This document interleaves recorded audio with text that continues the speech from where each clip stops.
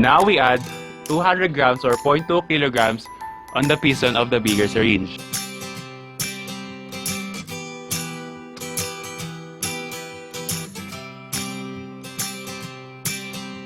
We will add some weights or remove to balance the water in the syringe.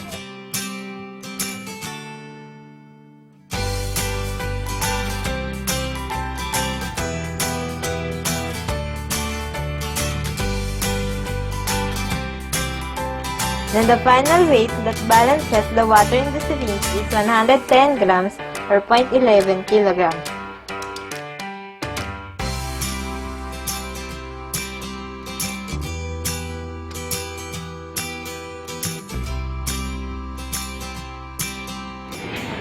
As we all know, Pascal's law is about the pressure, whereas the pressure applied in this large syringe is equal to the pressure applied in the smaller syringe. Or in other words, that the pressure applied in this portion is equal to the pressure applied in the other portion within the fluid.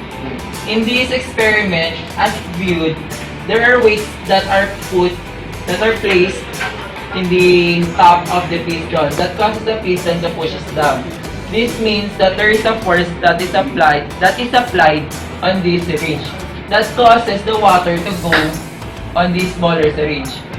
After placing the weights on this syringe, we now put another weight on the smaller syringe.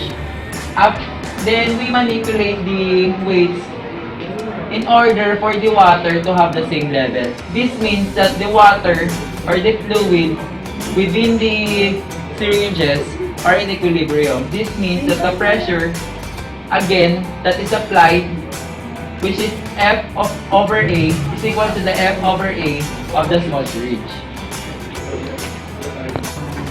In this part, we are going to prove that the pressure applied on the bigger syringe is equal to the pressure applied on the smaller syringe, where R is the radius, A is the cross-sectional area, M is the mass, F is the force, and P is the pressure. So since the R is measured earlier, which is the radius, we can be able to compute for the cross-sectional area. And since the syringe is a cylinder, the formula for the cross-sectional area is equal to pi r squared. Substituting the values, we got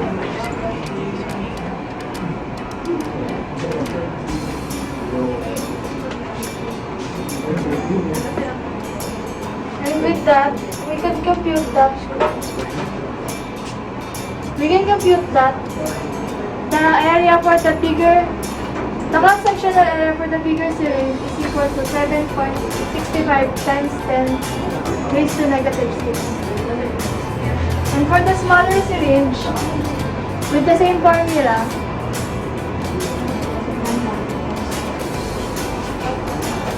we can substitute the values 0.00.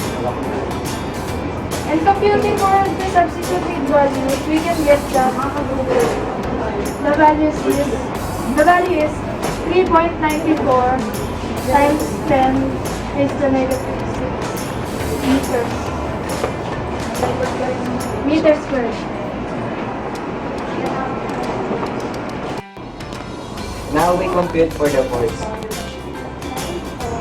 Force is equal, the force for the bigger syringe is equal to mass times acceleration due to gravity. And the mass on the bigger syringe is 0.2 kilograms multiplied by 9.8 meter per second square.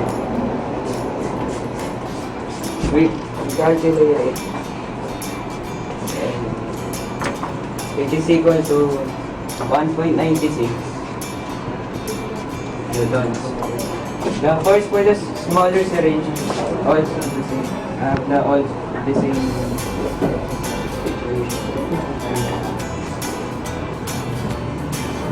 And the mass used in smaller syringe is equal to 0.11 times 9.8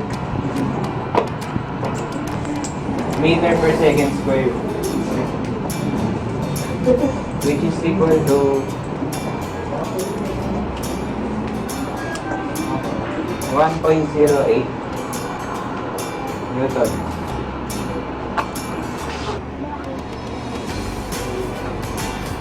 Since we already have the values for the force and the area for both syringes, we can now get the pressure. First, we will get the bigger pressure, or the bigger syringe. Whereas the formula for the pressure is P is equal to force over area,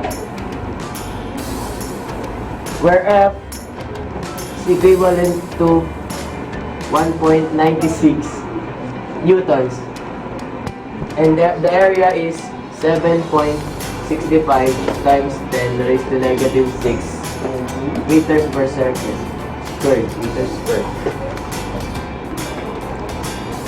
By computing, we will get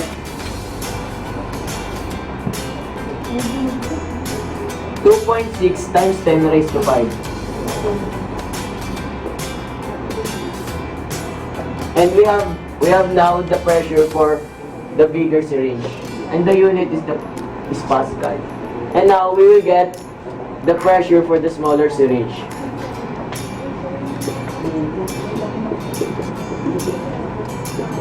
By substitution, 1.08 for the force of the smaller syringe, and the area is 3.94 times 10 raised to negative 6 meters squared. And by calculating,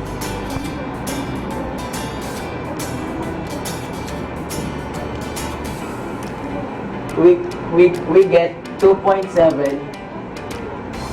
times 10 raised to 5 Pascal. And we prove that the pressure of the bigger syringe is almost the same as the pressure of the smaller syringe. In Pascal's principle, the pressure applied to the enclosed fluid is transmitted and diminished to every part of the fluid in a container, whereas the pressure exerted in a large surface is equal or almost equal to the pressure exerted on the small surface in a closed